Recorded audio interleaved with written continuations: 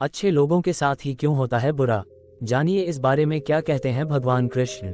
आपने अक्सर देखा होगा कि जो भी इंसान दिल का बहुत साफ होता है, जिसने कभी बुरे कर्म नहीं किए, उसके साथ हमेशा बुरा होता है। मगर ऐसा क्यों होता है? अच्छे इंसान को ही क्यों बुरा वक्त झेलना पड़ सकता है? अधिकतर लोगों को इसके पीछे का रहस्य नहीं पता होगा। इसलिए आज हम आपको बताने जा रहे हैं कि ऐसा क्यों होता है। इसका वर्णन भगवद गीता में भगवान कृष्ण ने किया है।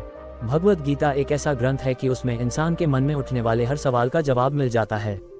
भगवद गीता में वर्णित कथा के अनुसार एक नगर में दो पुरुष रहते थे। पहला व्यापारी जो बहुत ही अच्छा इंसान था, धर्म और नीति का पालन करता था, भगवान की भक्ति करता था और मंदिर जाता था। वह सभी तरह के गलत कामों से दूर रहता था। वहीं दूसरा व्यक्ति जो कि दुष्ट प्रवृत्ति का था, वो हमेशा ही अनीति और अधर्म के काम करता था। वो रोज मंदिर से पैसे और चप्पल चुराता था, झूठ बोलता था और नशा करता था।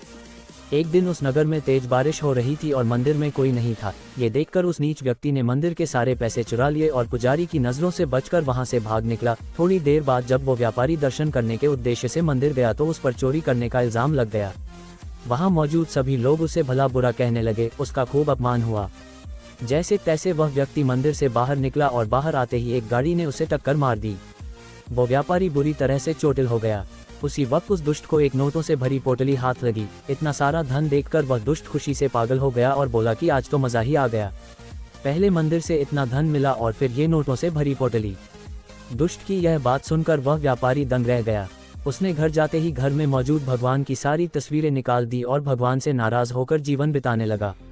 सालों बाद जब उन दोनों की मृत्यु हो गई और दोनों यमराज के सामने गए तो उस व्यापारी ने नाराज स्वर में यमराज से प्रश्न किया कि मैं तो सदैव ही अच्छे कर्म करता था, जिसके बदले मुझे अपमान और दर्द मिला, और इस अधर्म करने वाले दुष्ट को नोटों से भरी पोटली। आखिर क्यों? व्यापारी के सवाल पर यमराज बोले, जिस दिन तुम्हारे साथ दुर्घटना घटी थी वो तुम्हारी जिंदगी का आखिरी दिन था, लेकिन तुम्हारे अच्छे कर्मों की वजह से तुम्हारी मृत्यु एक छोटी सी चोट में बदल गई। वही इस दुष्ट को जीवन में राजयोग मिलने की संभावनाएं थी, लेकिन इसके बुरे कर्मों के चलते वो राजयोग एक छोटे से धन की पोटली में बदल गया। इस कहानी को सुनाने के बाद श्री कृष्ण ने अर्जुन को समझाया कि भगवान हमें किस रूप में देते हैं इसको समझ पाना बहुत ही मुश्किल है, परंतु ये सत्य है कि भगवान हमेशा अच्छे और बुरे कर्मों का फल जरूर देते हैं। अतः व्यक्ति को चाहिए कि जीवन में आने वाली परेशानियों जी घबराना नहीं चाहिए और व्यक्ति को सदैव अच्छे कर्म करना चाहिए, क्योंकि उसका फल किसी न किसी रूप में जरूर मिलता है। अगर आपको वीडियो अच्छा लगता हो तो हमारे YouTube चैनल को सब्सक्राइब कर दीजिए और दोस्तों के पास शेयर करना ना भूले।